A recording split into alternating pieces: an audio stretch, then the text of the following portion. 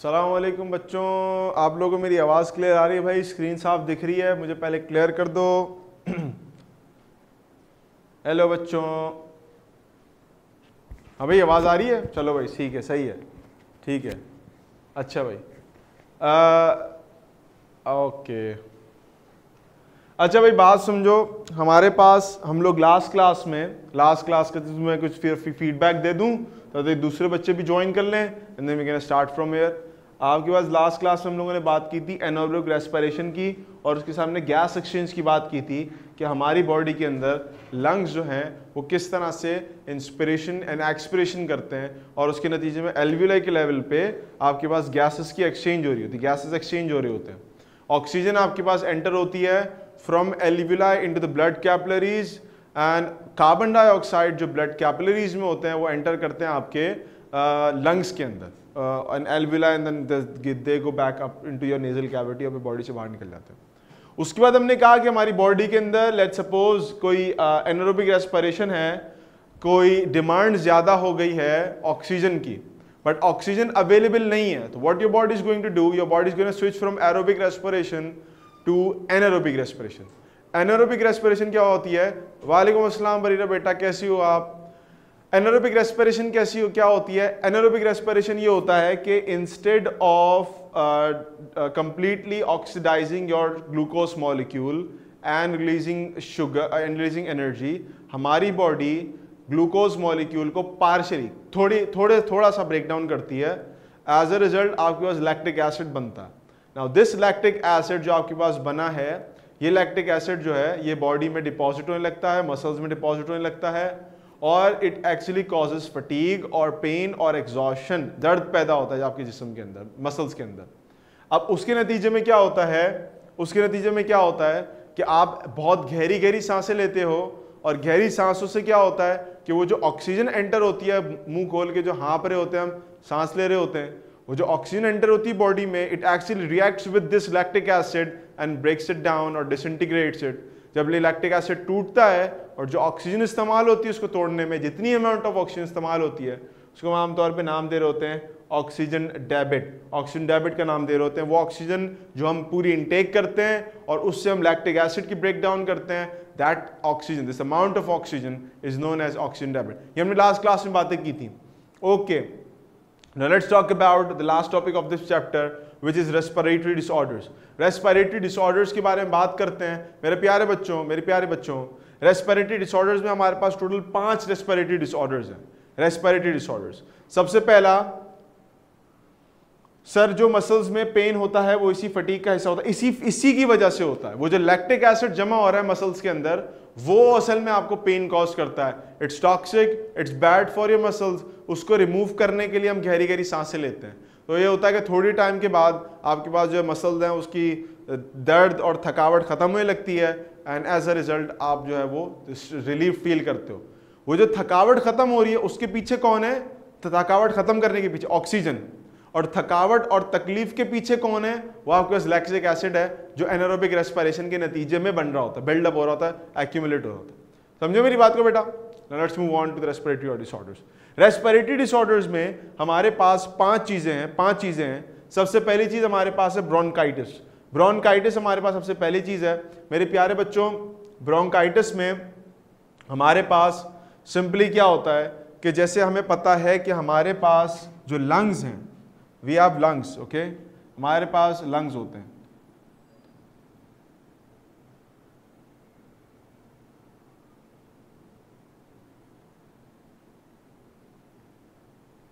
हमारे पास लंग्स होते हैं और लंग्स ब्रोंका एंड ब्रोंक्यूल्स में कन्वर्ट हो रहे होते हैं।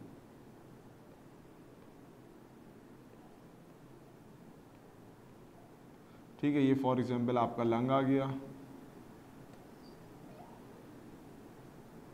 अब ये फर्दर इसकी लाइक बाइफर्केशंस, डिवीजन्स होती हैं।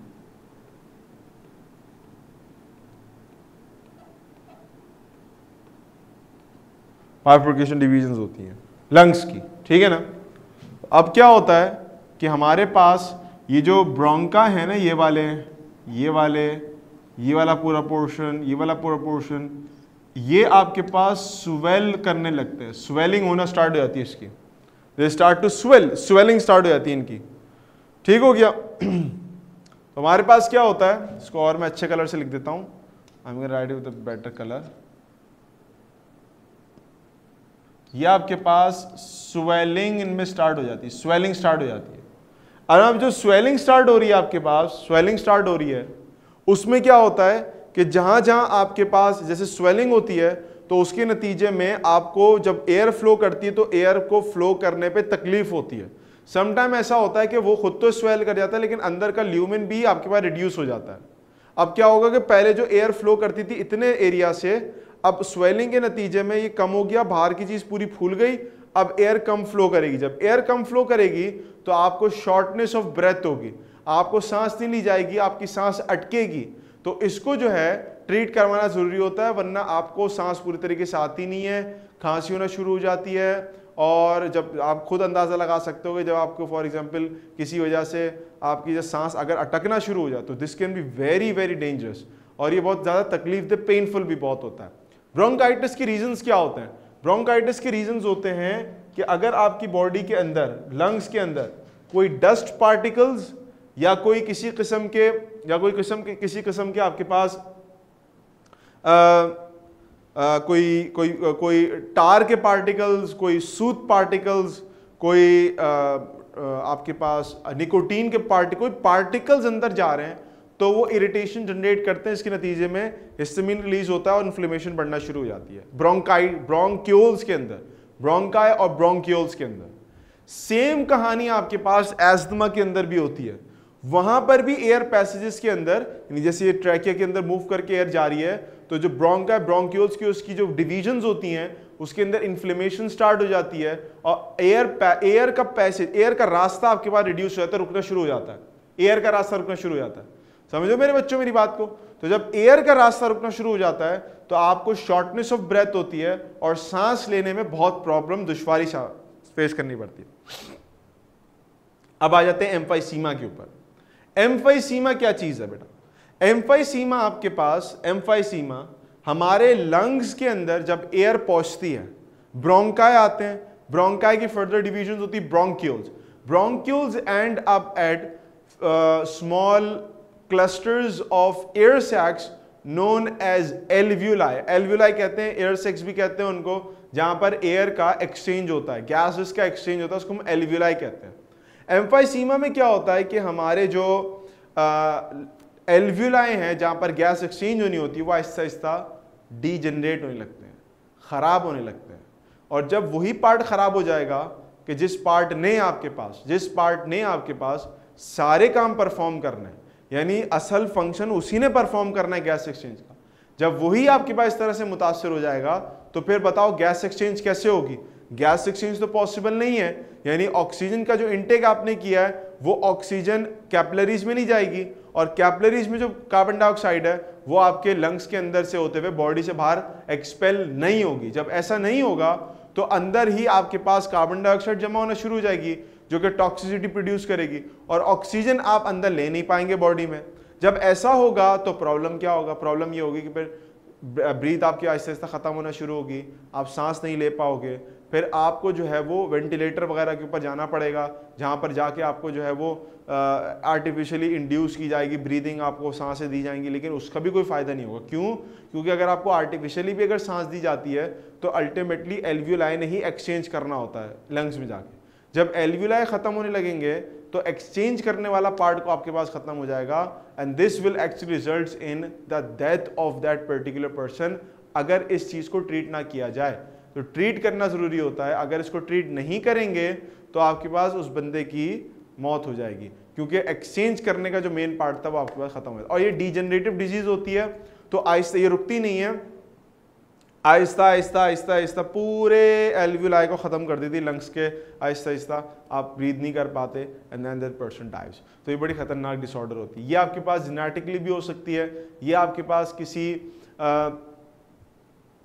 टार या सूट या किसी डैमेज की वजह से हो सकती है, कि कोई कंपोनेंट आपके पास एयर ट्रैक से होता हुआ, एयर पैसेज से होता हुआ एल्वियोलाई तक गया और एल्वियोलाई में जमा होना शुरू हो गया। वो कंपोनेंट्स, वो टार, वो सूट, वो डस्ट पार्टिकल्स, वो आपके पास कार्बन के छोटे छोटे पार्टिकल्स, वो जमा हो गए, डिपोजिशन हो गई, उन्होंने आपकी सरफेसेस को ख़राब किया, आपके पास जो है वो एल्वियोलाई को रप्चर कर दिया, जिसके नतीजे में बीमारी फैलती चली गई और तमाम एल्वियोलाई को उसने मुतासर कर दिया। मेरे बच्चों मेरी बात समझ पा रहे हो मैं क्या कह रहा हूँ? डेंजरस कितनी बीमारियां हैं ये, इन बीमारियों की सिवियरिटी को समझ रहे हो, कितनी सिवियर बीमारियां हैं ये आपके पास हैं प्यारे बच्चों? मेरी बात समझ पा रहे हो? ओके गुड, चलो गुड हो गया। Now let's talk about the disease known as pneumonia. देखो बेटा, नमूनिया क्या होता है कि हमारे यही एल्वियोलाई जो एम्फाइसीमा में खत्म हो रहे थे, मर रहे थे, डीजनरेट हो रहे थे, यही एल्वियोलाई आपकी बॉडी के अंदर, इनके अंदर पानी, कोई फ्लूइड या इन्फेक्शन की वजह से पस बढ़ना शुरू हो जाती है। पस बेसिकली क्या होती है, मैंने आपके पास यहाँ पर लिखा हुआ है पस। पस आपने देखा होगा, आपको बोलते हैं कि भाई जख्म हो गया, इससे पस पड़ गई है। पस पड़ना क्या होता है? उसमें वाइट सा, येलोइश सा सिक्रीशन रिलीज हो रही होती है, उसको कहते हैं पस पड़ जाना। अब देखो पस का सीन क्या होता है कि जब किसी पॉइंट पे इन्फेक्शन होता है, किसी बॉडी के पार्ट में इन्फेक्शन होता है, तो इन्फेक्शन के नतीजे में WBCs वहां आके उस किसी बैक्टीरिया को, वायरस को किल करने की कोशिश करते हैं। WBC जानते हो ना क्या होते हैं? वाइट ब्लड सेल्स, जो पुलिस होती है हमारी बॉडी की। मेरे बच्चे जानते हो बात को? WBCs are the police system of our cells, of our body. ये किसी भी बाहर से दाखिल होने वाले किसी फॉरेन एजेंट को किल करने की कोशिश करते हैं। ये जब उसको किल करते हैं तो खुद भी मरते हैं, दूसरे को भी मारते हैं, केमिकल सिक्रीट करते हैं, तो वहां एक बड़ा ही कैओटिक सा माहौल बन जाता है, एक बहुत ही खून खराबे वाला माहौल बन जाता है। अब वो जो लाशें जमा हो गई ना सबकी, WBCs की भी, और आपके पास आपके वो जो इंट्रूडर था, वो जो फॉरेन एजेंट था, बैक्टीरिया वायरस जो भी चीज़ थी, वो उसकी भी जो लाशें जमा हो गई हैं, वो सारी लाशें एक जगह जमा होकर इकट्ठा होना शुरू हो जाती है। ये इकट्ठा होना शुरू हो जाती हैं और आहिस्ता आहिस्ता आपके पास बॉडी से, उस पार्ट से बाहर निकलना शुरू होती हैं, ऊज आउट होती हैं। जख्म पड़ गया, उसमें आपके पास पस बन रही है, व्हाइट कलर का स्ट्रक्चर, व्हाइट कलर का फ्लूइड बाहर निकल रहा है। वो क्या है? वो असल में लाशें हैं। किसकी लाशें हैं भाई? ये आपके पास लाशें हैं WBCs की, ये आपके पास लाशें हैं, डेड बॉडीज हैं किसकी? आपके फॉरेन एजेंट्स की। तो वो बाहर निकलना शुरू होते हैं, पूरी बॉडी में से चीज़ें निकलती हैं। तो ये इंडिकेशन है कि वहाँ पर इन्फेक्शन हुआ था, किसी फॉरेन एजेंट ने आपकी बॉडी को, उस पार्ट को डैमेज करने की कोशिश की थी, जिसको काउंटर किया आपकी बॉडी के मिलिट्री सिस्टम्स ने, जिसको हम WBCs का नाम देते हैं।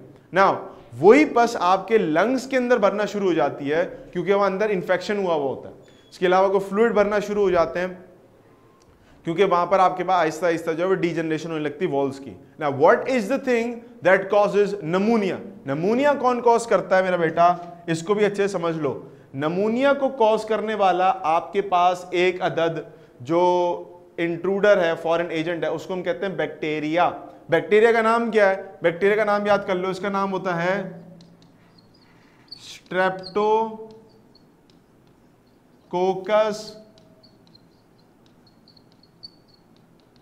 नमूनिया। स्ट्रेप्टोकोकस नमूनिया, ये इसका पूरा नाम है, स्ट्रेप्टोकोकस नमूनिया। ये आपके पास बैक्टीरिया है जो कि बॉडी के लंग्स में एल्वियोलाई को जाके इस तरह से डैमेज करता है। और मैं आपको मजे की बात बताऊं, हमारे यहाँ क्या मशहूर है भाई कि देखो बारिश में नहाने के बाद ठंडे पानी से नहा लिया बच्चा तो उसको नमूनिया हो गया। अरे भाई उससे नमूनिया का क्या ताल्लुक है? हमारे यहाँ पाकिस्तानी कौम को मसला है कि जहाँ क्रेडिट देना होता है वो क्रेडिट नहीं देता। अरे भाई क्रेडिट देना है नमूनिया के बैक्टीरिया को, ये उसकी वजह से हुआ। हाँ कंडीशन ऐसी हो जाती है कि ठंड लग जाती है, कुछ हो जाती है, तो उससे आपकी बॉडी थोड़ी सी वीक पड़ती है, तो इसको मौका मिल जाता है काम करने का। लेकिन ये बात कह देना कि जी बारिश में नहाने गए थे, उसके बाद ठंडा पानी पी लिया या ठंडे पानी से नहा लिया, उसके बाद घर आके तो नमूनिया हो गया, ये बात बिल्कुल ही गलत है। वो आपको नॉर्मली कोई बरसाती कोई फीवर हो गया होगा उसकी वजह से, लेकिन जिसका क्रेडिट जिस तरफ ड्यू है उसको क्रेडिट उसको वहाँ देना चाहिए। चूँकि नमूनिया की, बैक्टीरिया की वजह से नमूनिया होता है, तो भाई क्रेडिट भी उसी के ऊपर जाता है। मेरे बच्चों मेरी बात समझ गए?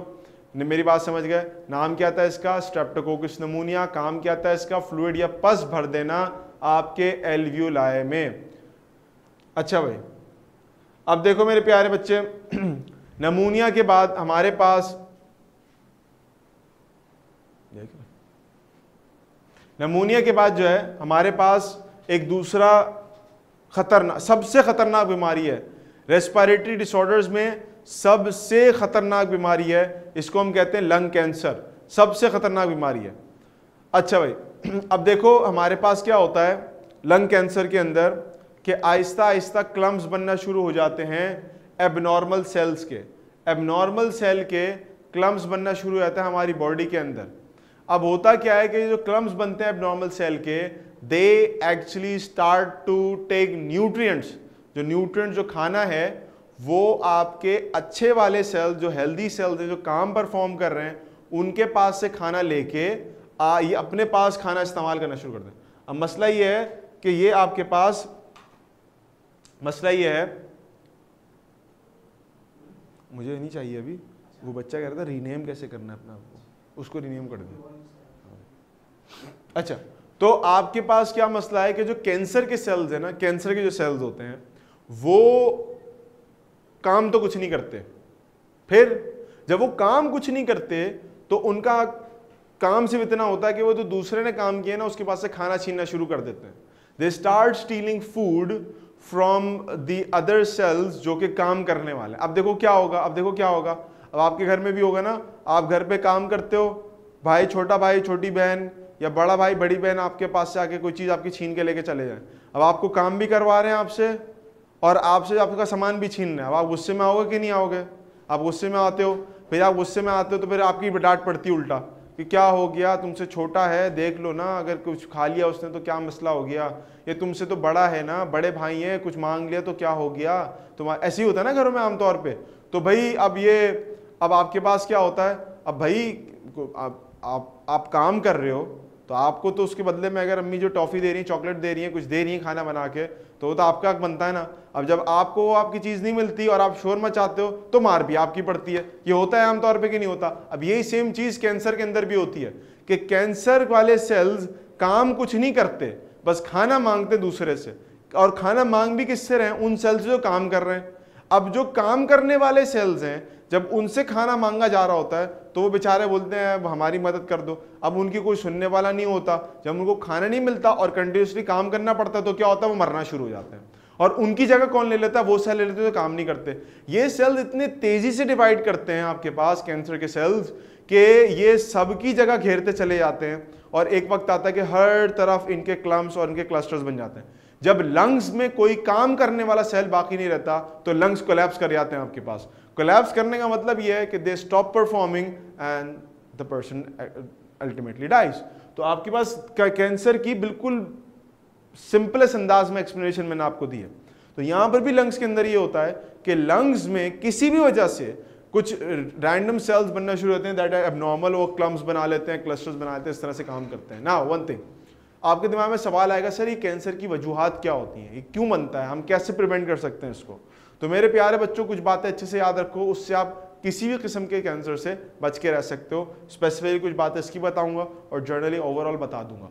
एक बात याद रखना, कैंसर हमेशा उस वक्त बनता है जब आपकी बॉडी में क्लीन चीज़ें मौजूद नहीं होती, क्लीन चीज़ें पूरी मौजूद नहीं होती। क्लीन चीज़ें से मुराद ये है कि आप जिस तरह की डाइट ले रहे हो उस डाइट के अंदर कचरा भरा हुआ है, ठीक है, वो कचरा आपकी बॉडी के अंदर जा रहा है, वो कचरा आपकी बॉडी में जगह जगह डिपॉजिट हो रहा है और वो आपके सेल्स को ख़राब कर रहा है।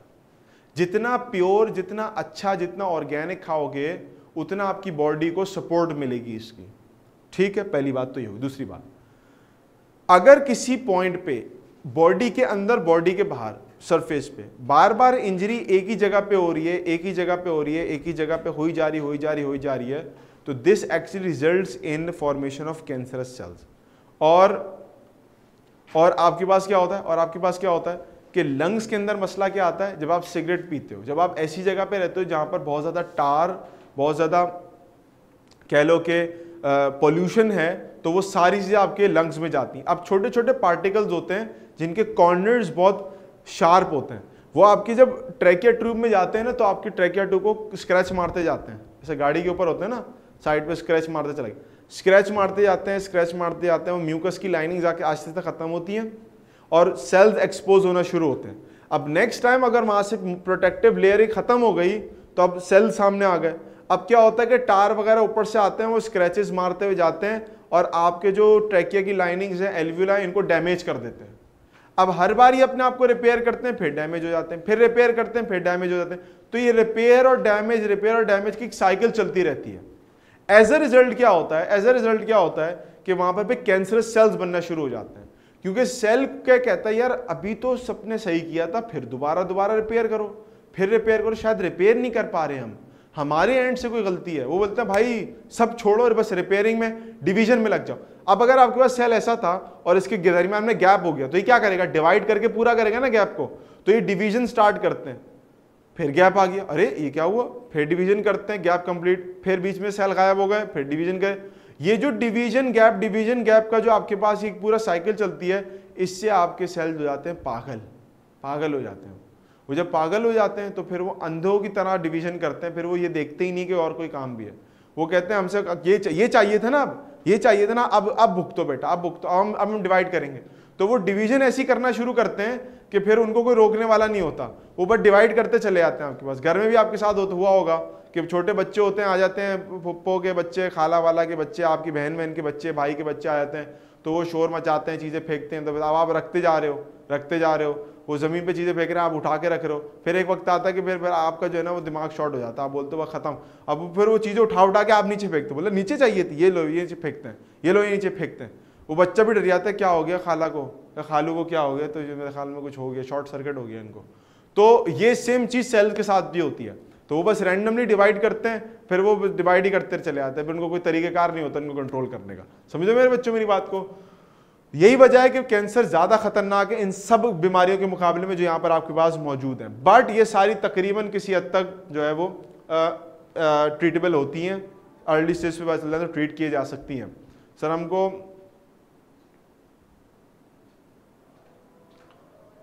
सर हमको किस चीज में, जिशान बेटा क्या लिखा है, किस चीज में सांस लेने प्रॉब्लम होती है? ये वर्ड की शायद स्पेलिंग नहीं समझ सका मैं, क्या मसला था, इसको करेक्ट करके लिखो।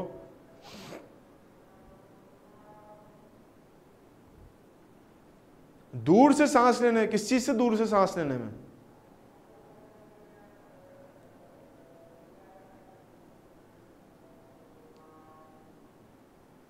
भैया ये वर्ड ये कुछ क्वेश्चन के अंदर फ्लॉ आ गया शायद। धूप से, धुएं से, ओहो अच्छा धुआं, ओहो स्मोक, हाय। तो स्मोक से सांस लेने मसला क्यों होता है? अगर स्मोक में कहीं खड़े हो आप, वो इस वजह से होता है कि उसके अंदर कार्बन डाइऑक्साइड है और आपको चाहिए ऑक्सीजन। आपकी बॉडी निकालना चाह रही कार्बन डाइऑक्साइड, आप खींच के ले आए दोबारा कार्बन डाइऑक्साइड।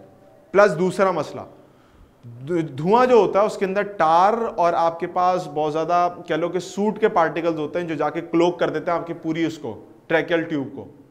वो खतरनाक होता है आपके लिए। तो बॉडी उसको बाहर निकालने की कोशिश करती है कि जितना भी मटेरियल जमा हो रहा है अंदर, इसको बाहर निकालो, कितनी कहां से आ गया ये। तो इसलिए धुएं में मसला होता है में सांस लेने में। समझ रहे मेरे बच्चों को? मेरे प्यारे बच्चों, मुझे 5 मिनट दो, मैं अजान के ब्रेक के बाद आप लोगों को दोबारा ज्वाइन करने लगा हूँ। ठीक है मेरा बच्चा? अजान हो रही है, अजान का ब्रेक लेके मैं आप लोगों को दोबारा ज्वाइन कर रहा हूँ। सिर्फ गिव मी 5 मिनट्स, ओके? अच्छा भाई प्यारे बच्चों, अब आप वापस आ गए अजान के बाद, अजान हो रही थी। अब चैप्टर की कंप्लीशन के ऊपर हम जरा आ जाते हैं। इस चैप्टर के अंदर जो हमारी बुक है, उस बुक के एमसीक्यूज वगैरह के ऊपर कि हमारे पास एमसीक्यूज कौन से वाले हैं। मेरे सामने बुक खुली हुई है और इस बुक के अंदर जो एमसीक्यूज हैं, पहले फिल इन द ब्लैंक्स है उसको सॉल्व करते हैं, इसके शॉर्ट क्वेश्चंस की समरी देखते हैं, इसके लॉन्ग क्वेश्चंस देखते हैं, समझने की कोशिश करते हैं कि हम कैसे रिस्पॉन्ड करेंगे अगर हमारे पास तरह का क्वेश्चन आ जाता है। मैंने पहले दिन आप लोगों को बताया था कि at this platform, from this platform जब छा जाओ, हमारी पूरी कोशिश ये होती है कि हम बच्चों को इतना एलिजिबल बनाएं कि वो अपने आंसर्स खुद बनाने देने के काबिल हो जाए। यानी अगर उसको कभी मौका मिले तो ही और she can make her own और हिज और ओन नोट्स भी खुद बना सके। वो तो प्रोवाइड होंगे, वो तो एक अलग कहानी है, लेकिन फॉर द टाइम बीइंग आपके पास, आपको एटलीस्ट जब हम क्लास ले रहे होंगे तो क्लास के एंड पे एक्सरसाइज सेल्फ असेसमेंट का पोर्शन सॉल्व करने का मकसद ही है कि आपको एटलीस्ट आइडिया हो कि क्या आप चैप्टर को अच्छे से समझ पाए हो कि नहीं समझ पाए, और हम अगर खुद से इनके आंसर्स रिस्पॉन्ड करना चाहें, देना चाहें, तो हम किस तरह से देंगे। ये एक थोड़ी सी नई चीज होती है जो हम लोग जिसको लेके चल रहे होते हैं। ओके ना, let's start with the first question. अगर आप लोगों को क्वेश्चन समझ में आ रहा होगा, सवाल लिखा हुआ यहाँ पर, ये चूज द करेक्ट आंसर्स हैं। आपको 4 ऑप्शंस गिवन होते हैं, आप लोगों ने 9th में भी देखा होगा। सो उससे आपने एक ऑप्शन करेक्ट अपने पास चूज करना होता है। कहते हैं biological functions which perform gases exchange are dash. इसमें से कौन सा आपके पास बायोलॉजिकल फंक्शन है जिसमें गैसेस का एक्सचेंज हो रहा होता है? मेरा बेटा वो कौन सा फिनोमेना है जिसमें गैसेस का एक्सचेंज होता है? बोथ ए एंड बी बच्चे कह रहे हैं सी, वाई नॉट ओनली रेस्पायरेशन? आप लोगों ने रेस्पायरेशन चूज क्यों नहीं किया? आप लोगों ने फोटोसिंथेसिस एंड रेस्पायरेशन क्यों चूज किया मेरे बच्चों? फोटोसिंथेसिस एंड रेस्पायरेशन क्यों चूज किया? Why not stick to just option B? ओहो बच्चे खामोश हो, क्योंकि सर दोनों में गैसेस एक्सचेंज होती है। यही तो मैं पूछ रहा हूं कि दोनों में कब होती है गैसेस एक्सचेंज? दोनों में कब होती है गैसेस एक्सचेंज? यही तो मैं पूछना चाह रहा हूं। ओहो बच्चों, plants also do gas exchange for photo, वही तो भाई। अरे भाई अल्लाह के बंदो, अरे प्यारे बच्चों, हो निहार नो निहालो, इन दोनों में कहां किस जगह पे होती है? मैं यही पूछना चाह रहा हूं कि चलो गैस एक्सचेंज होती है, आप लोगों ने जवाब दिया, मैंने मान लिया, मुझे मनाओ तो सही। मैं तो ये पूछ रहा हूं कि इसमें गैस एक्सचेंज फोटोसिंथेसिस में कब होती है? कौन से प्रोसेस, कौन सी गैसेस का एक्सचेंज होता है भाई? ये पूछना चाह रहा हूं मैं। रेस्पिरेशन में कौन सी गैसेस का एक्सचेंज होता है, कब होता है, किस फिनोमिना में होता है, ये पूछना चाह रहा हूं मैं।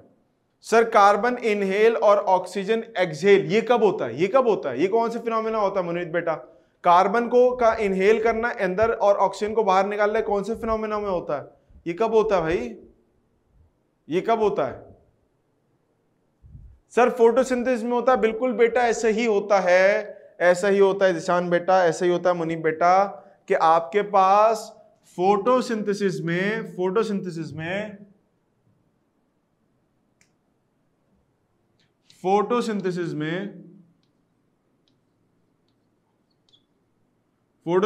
में आपके पास ऑक्सीजन और कार्बन डाइऑक्साइड दोनों का एक्सचेंज हो रहा होता है, बिल्कुल उसी तरीके से जिस तरीके से रेस्पायरेशन में आपके पास कार्बन डाइऑक्साइड और ऑक्सीजन का इनटेक और सारी चीजें हो रही होती है। ओके हाँ, अब देखो जैसे हमारे पास फोटोसिंथेसिस में कार्बन डाइऑक्साइड ली जाती है, ऑक्सीजन बाहर निकाली जाती है, बिल्कुल उसी तरीके से रेस्पिरेशन में कार्बन डाइऑक्साइड बाहर निकाली जाती है और ऑक्सीजन अंदर ली जाती है। ठीक हो गया? तो इसका मतलब ये हो कि हमारा करेक्ट ऑप्शन हो गया ये वाला, option C, both A and मेरा बच्चा B, both A and B. आगे चलते हैं क्वेश्चन नंबर 2 की तरफ। क्वेश्चन नंबर 2 हमसे कहता है plants do gas exchange through plants. हाँ क्या नाम है बरीरा बेटा, वो तो आपने 100% बात सही की थी, वो तो बात ही सही थी कि light convert into the chemical reaction, वो तो 100% सही होती है। वो तो मैं असल में बात कर रहा था अभी मुनीब से एक दूसरे टॉपिक के ऊपर, तो मतलब वो उन्होंने बात ऐसी कही थी तो इस वजह से मैं जरा उनकी तरफ इंटेंशन चली गई थी, मैंने आपको पढ़ लिया था वो। अच्छा क्या कह रहे हैं? स्टोमेटा के जरिए गैस एक्सचेंज होती है, ऐसा ही है। रूट्स के जरिए नहीं होती क्या? रूट्स के जरिए नहीं होती गैस एक्सचेंज है भाई? रूट्स को ऑक्सीजन कहां से मिलती है?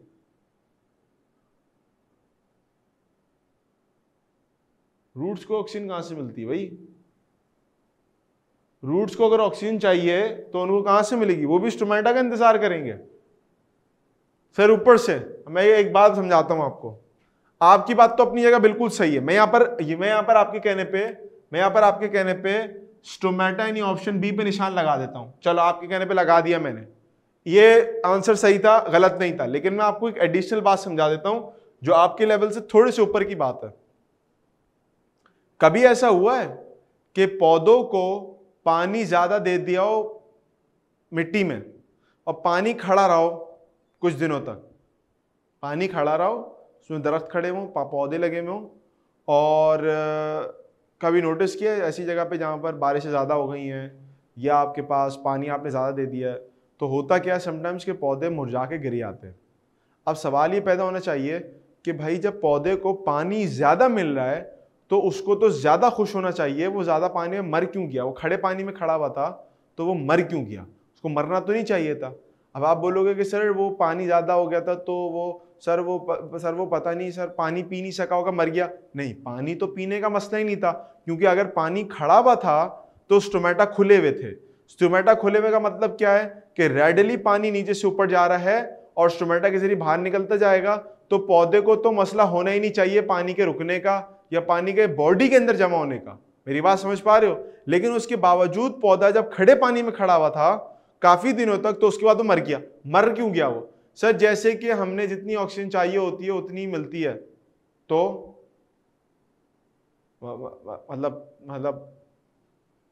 मतलब मैं समझा नहीं ये बात। जितनी ऑक्सीजन चाहिए होती इतनी मिलती है, तो भाई स्टोमेटा तो खुले हुए है ना, तो पौधा क्यों मर रहा है? पानी में, खड़े पानी में खड़ा हुआ है, हालांकि पानी की जरूरत होती है उसको, पानी तो पी रहा है, फिर टेंशन किस बात की है? फिर मर क्यों रहा है वो? चलो मैं जवाब देता हूं, सुनो बात को, फिर मैं जवाब देता हूं, समझो। सर अगर हम वाटर भी ज्यादा देंगे तो वो भी मरेगा। क्यों मरेगा? सवाल ही तो यही तो है भाई। देखो हमारे पास तो मरने का चांस है ना कि अगर आप किसी बंदे को पानी में डुबो दो तो वो सांस नहीं ले पाएगा, इसलिए मर जाएगा।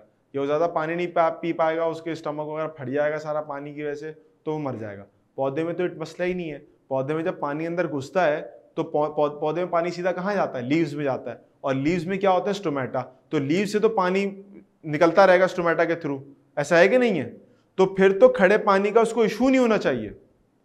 पानी खड़ा हुआ भी है ना तो पानी एवेपोरेट होता रहेगा, ऐसा है कि नहीं है? समझो मेरी बात को। मिसाल के तौर पे अब आप बोलोगे सर वो पानी को, तो आपने लोटस और लिली का पौधा देखा है जो खड़े पानी में खड़े होते हैं? लोटस और लिली वो क्यों नहीं मरते पानी में? ये आपका आम पौधा क्यों मर जाता है? आपकी फसलें क्यों खत्म हो जाती हैं? कभी सोचा इस बात को कि आपकी फसलों पे अगर बारिश आ जाए, किसान के पास सरसों की फसल लगी हुई है या आपके पास किसी चावल की फसल लगी हुई है, उसमें ज्यादा पानी आ जाए, या आपके पास गंदम की फसल लगी हो, पानी खड़ा हो जाए बारिश की वजह से, फसल खत्म हो जाती है। लेकिन लोटस लिली को कुछ नहीं होता, ऐसा क्यों है? आप समझो इस बात को, इसका जवाब समझते जाओ। इसका जवाब यह है कि रूट्स को ऑक्सीजन सॉइल से मिलती है, ऊपर से नहीं मिलती। जब आप पानी खड़ा कर देते हो तो रूट्स के साथ मसला यह होता है कि वो उनकी सांस रुक जाती है, क्योंकि सॉइल के अंदर ना, सॉइल के अंदर कभी आपने नोटिस किया जब आप ताजा सॉइल को, वो क्या कहते हैं उसको, जब लाइक उसकी ड्रूलिंग करते हो, उसकी गुडाई करते हो मिट्टी की, तो उसमें से खुशबू उठती है। कभी नोटिस किया है? बड़ी अच्छी खुशबू उठती है। मिट्टी की जो खुशबू होती है वो क्या होती है? वो जो एयर ट्रैप होती है ना अंदर सॉइल के, जब उसको मौका मिलता है तो उसकी वो एयर बाहर निकलती है और उसका अरोमा साथ में लेके आती है, आपको फील होती है। अब मिट्टी के अंदर एयर स्पेसेस होती हैं, हवा भरी हुई होती है मिट्टी के अंदर, ठीक है ना? अब रूट्स अंदर हैं तो रूट्स को ऑक्सीजन मिल रही होती है, एयर के जरिए वो रेस्पायर कर रहे होते हैं, वो पत्तों पे डिपेंडेंट नहीं होते फॉर एयर। अब मसला क्या होता है कि जब आप पानी भरते हो सॉइल के अंदर तो पानी बहुत देर तक खड़ा रहता है, तो उन एयर स्पेसेस में पानी भर जाता है, मिट्टी के एयर स्पेसेस में। तो रूट्स को मौका नहीं मिलता गैस एक्सचेंज का, सांस लेने का मौका नहीं मिलता। तो क्या होता है? ऐसे ऐसे रूट्स मरना शुरू हो जाती है, क्योंकि उनको ऑक्सीजन नहीं मिल पाती। मेरी बात समझ रहे हो? ऑक्सीजन नहीं मिल पाती, रूट्स मरना शुरू हो जाती हैं। जब रूट्स मरती है, जो मेन कंपोनेंट है, तो पानी नहीं मिलता पौधे को, पौधा पूरा खत्म हो जाता है। मेरी बात यहां तक समझो, मेरी बात को समझ में आई मेरी बात कि प्रॉब्लम क्या हो रही है? तो रूट्स आपके पास रेस्पिरेशन करती है थ्रू सॉइल, ठीक है? अच्छा, अब मसला क्या है? अब आपके दिमाग में आएगा सर वो लोटस लिली का क्या हुआ फिर? वो भी तो खड़े पानी में थे। तो याद रखो मेरे प्यारे बच्चों एक बात को, लोटस लिली के जो रूट्स है ना, वो आपके पास बड़ी पुअरली मेड अप होती हैं, बहुत छोटी छोटी होती हैं, वो सिर्फ उसको संभालने के लिए होती है, पानी को लेने के लिए नहीं होती, इतनी वेल डिफाइन नहीं होती। और वो जो इतने बड़े पत्ते होते हैं ना लोटस लिलीज के, वो बने इसलिए होते हैं ताकि वो ज्यादा से ज्यादा एयर को अंदर ले सकें और एयर को बाहर निकाल सकें, तो वो एयर सप्लाई पूरे सिस्टम को हो जाए आपके पास। तो वो एक डिफरेंट मैकेनिज्म होता है। सर हम जवाब क्या देंगे? हम जवाब वो देंगे जो अब तक हम लोग पढ़ते में हैं। मैंने इसलिए शुरू में कहा था कि हमारे पास जो वो रूट्स वाला फिनोमिनन है ना, कि रूट्स को भी रेस्पायर करनी होती है तो उनको भी ऑक्सीजन चाहिए होती है, वो नीचे मिट्टी से लेते हैं, ये हमारे आपके लेवल का फिलहाल बात नहीं है, ये थोड़े से ऊपर के लेवल की बात है। समझ रहे हो मेरी बात को? तो हम अभी फिलहाल अपनी किताब के हिसाब से चलेंगे और हमारी बुक के अकॉर्डिंगली स्टोमेटिक गैस एक्सचेंज के लिए यूज होता है। तो we can pick this option which is option B, stomatas. Clear है मेरे बच्चों मेरी बात को? ठीक है, अच्छा भाई, अब आ जाते हैं हम लोग आगे वाले सवाल पे, क्वेश्चन नंबर 3 के ऊपर आ जाते हैं। क्वेश्चन नंबर 3 क्या कह रहा है? क्वेश्चन नंबर 3 कह रहा है कि ईस्टोमा इज फॉर्म्ड बाय डैश। मैंने आप लोगों को डायग्राम्स दिखाई थी, कंपोनेंट्स दिखाए थे पूरे कि आपके पास क्या क्या चीजें होती हैं रेस्पिरेशन प्लांट्स की। ओहो, बच्चों ने लाइन लगा दी भाई करेक्ट आंसर की। बच्चे कह रहे हैं कि सर आपके पास स्टोमेटा 2 गार्ड सेल से मिलकर बना हुआ होता है।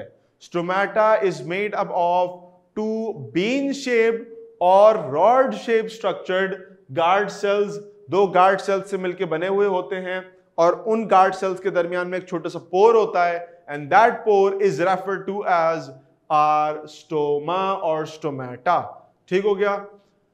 Question number 4, respiratory surface possesses following properties. ओ, ये बड़ा इंपॉर्टेंट सवाल है और ये मैंने आपको सवाल बड़ी डिटेल से बताया था, कागज के पेपर्स के जरिए बताया था। यस, हो गया ना बात।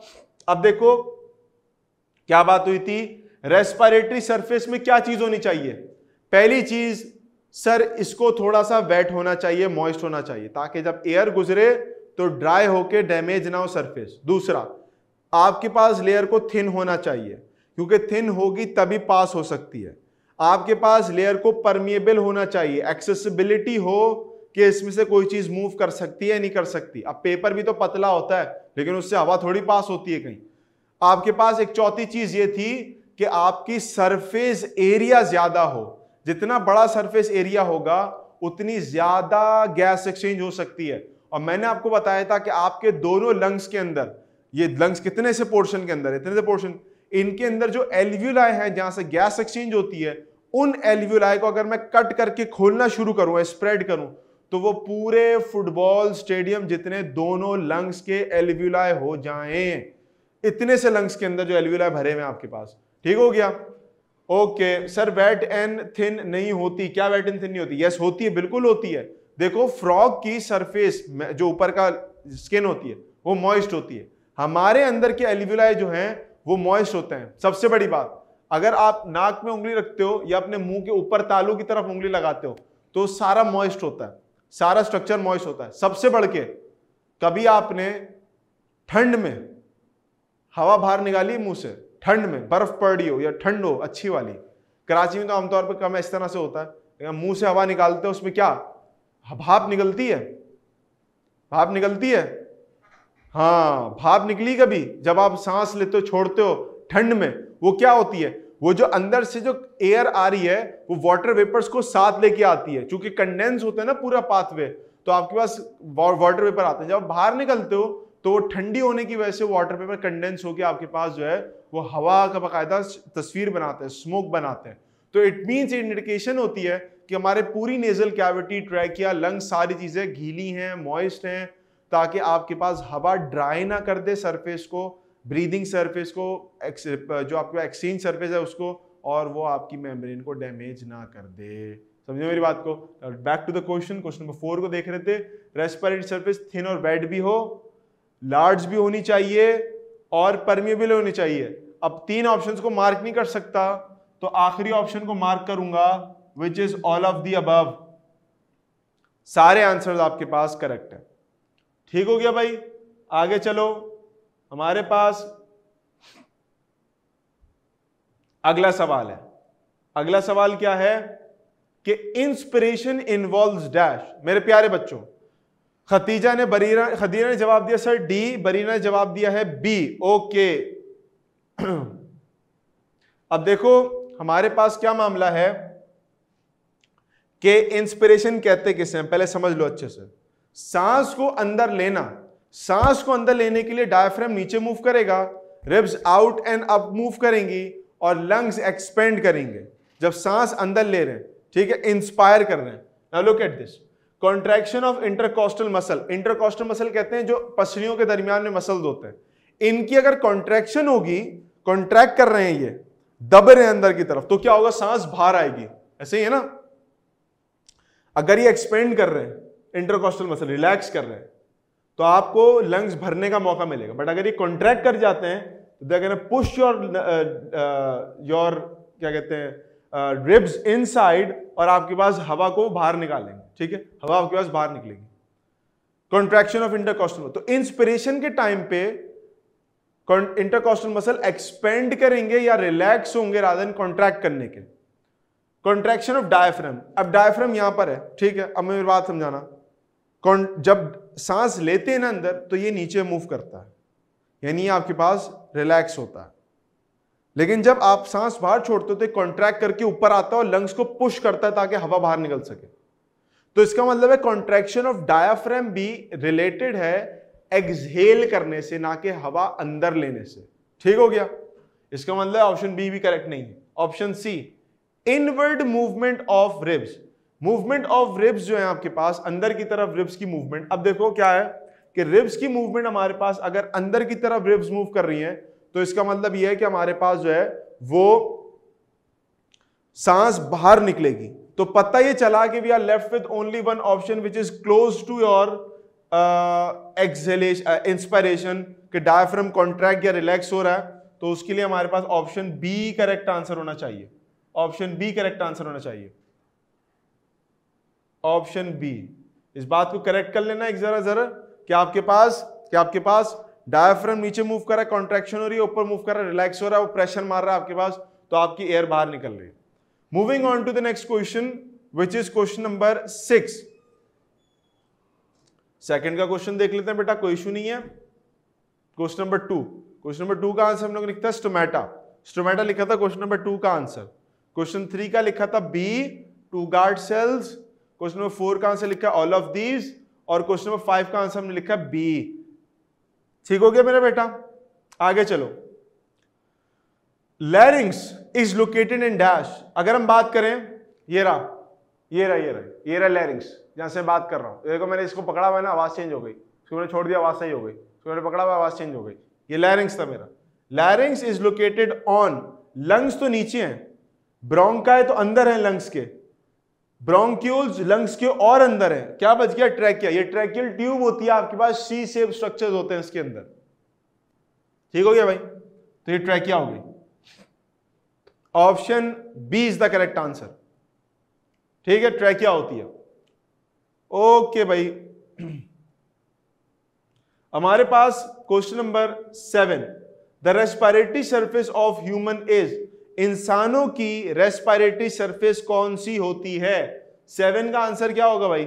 अब याद रखना, नॉस्ट्रल्स के जरिए तो सांस अंदर लेते हैं, रेस्पिरेटरी सरफेस नहीं होती, गैस एक्सचेंज नहीं होती यहां पर। ब्रोंकाई जो अंदर जाके नालियां निकलती हैं जो लंग्स में जाती हैं, यहां पर भी रेस्पिरेटरी नहीं सिस्टम नहीं होता, गैस एक्सचेंज नहीं होता, सिर्फ एयर को लेके जा रहे होते हैं। ट्रैकिया सीधी नाली होती है, ये सीधी नाली होती है। ये सीधी नाली क्या होती है? ये सीधी नाली में से एयर से मूव कर रही होती है, नथिंग एल्स, कुछ खास नहीं होता। तो एक ही चीज बचती है हमारे पास, और वो बचती है क्या? एल्वियोलाई। एल्वियोलाई बचती है। 2 यूनिट है हमारी गैस एक्सचेंज का बॉडी के अंदर, उसको हम एल्वियोलाई का नाम देते हैं। Option C is the correct answer मेरे बेटा। Option C is the correct answer. ठीक हो गया? आ जाओ क्वेश्चन नंबर 8 के ऊपर। क्वेश्चन नंबर 8 क्या कह रहा है? Increase in rate of breathing is due to dash. ओ हो, बड़ा मुश्किल सवाल है ये बड़ा मुश्किल सवाल है भाई। ये थोड़ा सा ट्रिकी क्वेश्चन है, ये कॉन्सेप्चुअल क्वेश्चन है आपके पास। क्या कह रहे हैं? Increase in rate of breathing in is due to dash. अब याद रख लो एक अच्छे से बात मेरी, अच्छे से। पहली बात याद रखना, हमारे पास ह्यूमन बॉडी के अंदर अगर ऑक्सीजन की कमी होती है ना, तो ऑक्सीजन की डिमांड नहीं बढ़ती। ये बात याद रख लेना। ऑक्सीजन की कमी से ऑक्सीजन की डिमांड नहीं बढ़ती। कार्बन डाइऑक्साइड की ज्यादती से, इंक्रीज से ऑक्सीजन की डिमांड बढ़ जाती है। अब आप बोलोगे सर ये क्या मतलब है? मैं मतलब समझाता हूं। देखो मेरे बेटा, मेरी बात समझना। अगर आपके पास किसी जगह पे किसी रेड जोन के अंदर पुलिस की नफरी सामने मौजूद नहीं है, रोडों पे पुलिस या मिलिट्री के बंदे मौजूद नहीं है, तो इसका यह कतन मतलब नहीं कि वहां पुलिस और मिलिट्री को लेके आओ। समझ रहे मेरी बात को? लेकिन अगर उसी रेड जोन की सड़कों पे कोई टेररिस्ट या कोई आपके पास मुल्क दुश्मन अनासिर मौजूद हैं, तब आपको जरूरत पड़ेगी कि वहां पर मिलिट्री और पुलिस के लोग लेके आओ। ऐसा ही है ना? फॉर एग्जाम्पल इस्लामाबाद है, डी चौक है उसका, या आपके पास सिंध असेंबली है यहाँ पर, जो सिंध के बच्चे, कराची बच्चे को ज्यादा अच्छे से जानते हैं। सिंध असेंबली के आसपास अगर पुलिस नहीं है तो जरूरी नहीं कि पुलिस को लाके खड़ा करना है आपने। हो सकता है पुलिस अंदर हो, डिमांड नहीं है अभी। डिमांड कब होगी? कि मिसाल के तौर पे कोई दहशतगर्द आ जाए वहां पर, तब आप कहोगे कि जी वहां पर अब पुलिस और रेंजर्स को भेजो।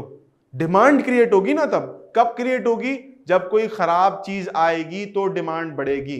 अब देखो समझो बात को, यहां पर अगर हमारे पास कार्बन डाइऑक्साइड का लेवल कम है ब्लड में, do you need oxygen? Carbon dioxide villain है ना, तो अगर विलन ही नहीं है या विलन कम है तो हमें ज्यादा हीरो की जरूरत क्यों पड़ेगी?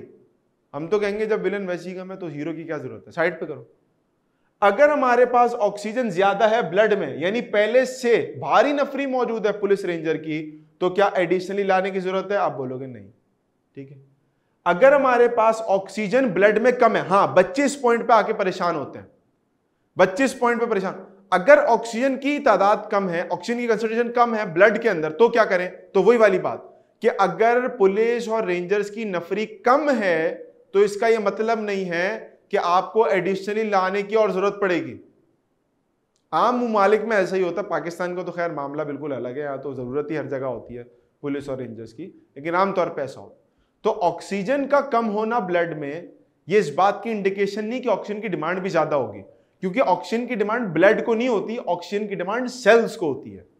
तो ऑक्सीजन अगर ब्लड में कम है, इसका मतलब यह कि ऑक्सीजन सेल्स में भी तो हो सकती है, वहां डिमांड पूरी हो रही होगी। तो हम किस ऑप्शन पे आते हैं? फाइनली हम ऑप्शन ए पे आते हैं। ऑप्शन ए क्या कहता है? ऑप्शन ए कहता है कि जब आपके पास कार्बन डाइऑक्साइड यानी विलन का नंबर, तादाद बढ़ जाएगी ब्लड के अंदर, तो जरूरत पेश आएगी कि उसको बैलेंस करने के लिए ऑक्सीजन को लेके आए ब्लड में। हाँ भाई बोलो, मेरी बात समझ में आ रही है तुम लोगों को? प्यारे बच्चों मेरी बात समझ में आ रही है? ए भाई बात समझ रहे हो? क्लियर हो रही बात? ओके चलो भाई, गुड हो गया। आगे चलते हैं, आखिरी किसके एमसीक्यूज निपटाते हैं, क्लास को वाइंड अप करते हैं। नेक्स्ट क्लास में इंशाल्लाह शॉर्ट आंसर्स देखेंगे, पहले इसको देख लेते हैं। 2 आंसर्स एमसीक्यूज देखने हैं, वाइंड अप कर रहे हैं। Which of the following disorders are associated with degeneration of alveoli? Alveoli की 2 डिजीज पढ़ी थी हमने, एक नमोनिया जिसमें पस फॉर्म हो रही थी, दूसरी एम्फाइसीमा, एम्फाइसीमा जिसमें हम लोग क्या करते हैं, हम कहते हैं कि हमारे पास डीजेनरेशन स्टार्ट हो जाती है, आपके पास एल्वियोलाई खत्म होने के करीब हो जाते हैं। ओके मुनीब कह रहे हैं सर हमारे वाइटल फंक्शन ऑक्सीजन की कमी से रुक गए, ना कि कार्बन डाइऑक्साइड की ज्यादती से।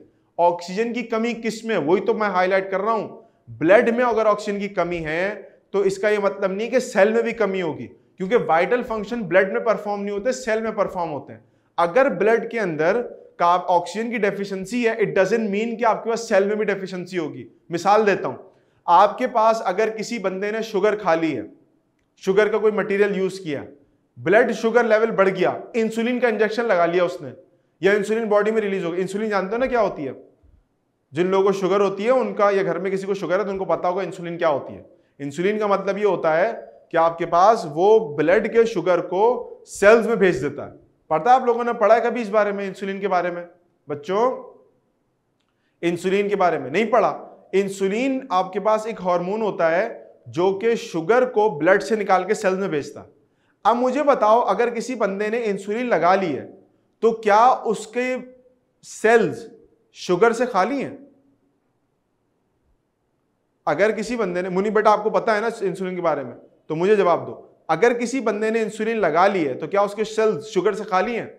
नहीं है खाली। क्यों नहीं है? क्योंकि इंसुलिन का काम ही यही है कि वो शुगर को लेके कहां जाती है? सेल्स के अंदर, ब्लड से निकाल के सेल में। तो अगर ब्लड खाली है शुगर से, इसका यह मतलब नहीं है कि बॉडी खाली है शुगर से, बॉडी के सेल्स के अंदर शुगर मौजूद है। बिल्कुल इसी तरीके से अगर ब्लड खाली है ऑक्सीजन से, तो इसका यह मतलब नहीं है कि सेल भी खाली होंगे ऑक्सीजन से। सेल के अंदर तो ऑक्सीजन होगी, वहां वाइटल फंक्शंस परफॉर्म हो रहे होंगे। लेकिन अगर ब्लड में कार्बन डाइऑक्साइड आ गई है, इसका मतलब यह है कि सेल्स में इतनी कार्बन डाइऑक्साइड बढ़ गई थी कि वो डिफ्यूजन के जरिए ब्लड में आ चुकी है।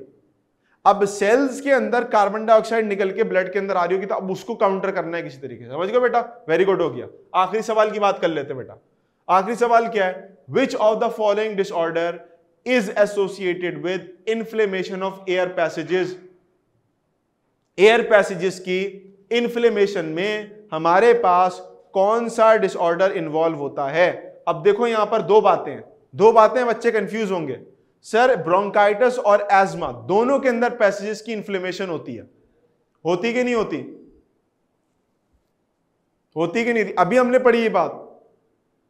आपके पास ब्रोंकाइटिस एंड एस्थमा दोनों के अंदर एयर पैसेजेस की इन्फ्लेमेशन होती है। आप किसको सेलेक्ट करोगे? अब आप सेलेक्ट करोगे उसको कि जिसके अंदर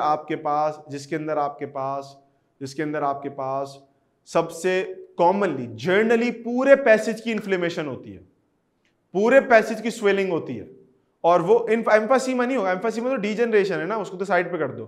लंग कैंसर एब्नॉर्मल सेल्स की एक्टिवेशन है।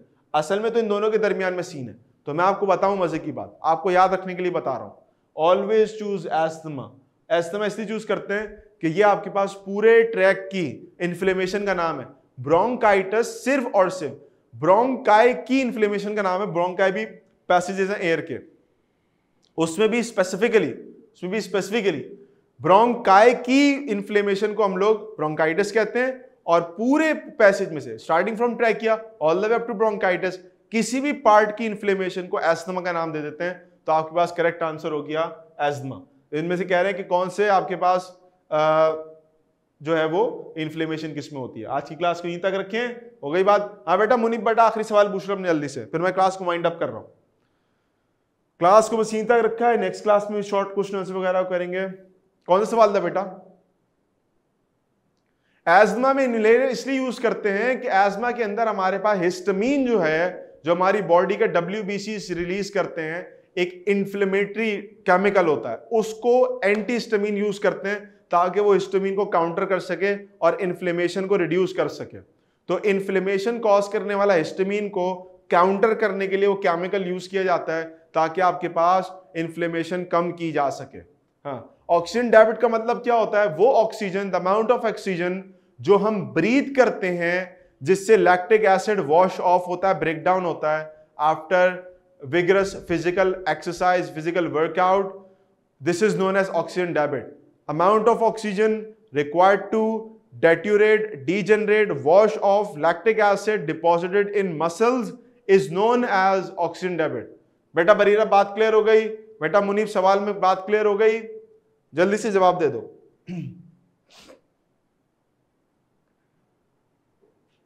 हो गया भाई? चलो भाई आज की क्लास को यहीं तक रोकते हैं, इंशाल्लाह फिर नेक्स्ट क्लास से मुलाकात होती है। अस्सलाम वालेकुम, अल्लाह हाफिज।